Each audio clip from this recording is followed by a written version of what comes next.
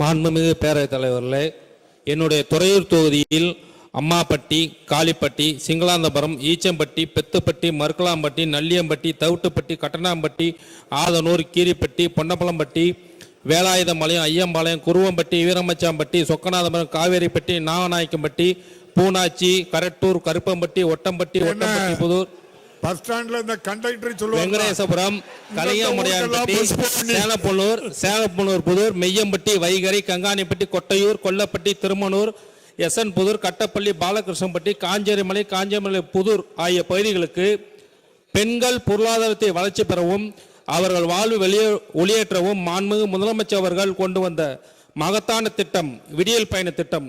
இந்த திட்டத்தின் மூலம் எனது தொகுதியில் உள்ள இந்த பகுதியில் உள்ள மகளிர் விடியல் பயணம் செய்வதற்கு புதிய வழித்தடத்தில் பேருந்துகளையோ அல்லது பேருந்துகளையே மாண்புமிகு போக்குவரத்து அமைச்சர் அவர்கள் இயக்க முன்வரார் என்பதை கேட்டுக்கொள்கிறேன். மாண்புமிகு அமைச்சர் அவர்கள். மாண்புமிகு பேரவைத் தலைவர் அவர்களே, மாண்புமிகு உறுப்பினர் அன்பு சகோதரர் ஸ்டாலின் குமார் அவர்கள் ஏற்கனவே அவருடைய தொகுதியிலே விடியல் பயண பேருந்துகள் இல்லாத பகுதி இருக்கிறது என்று குறிப்பிட்டிருக்கிறார்.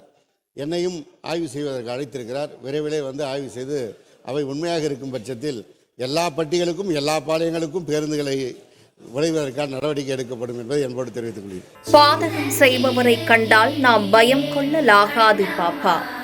மோதி மிதித்துவிடு பாப்பா, அவர் முகத்தில் உமிழ்ந்துவிடு பாப்பா.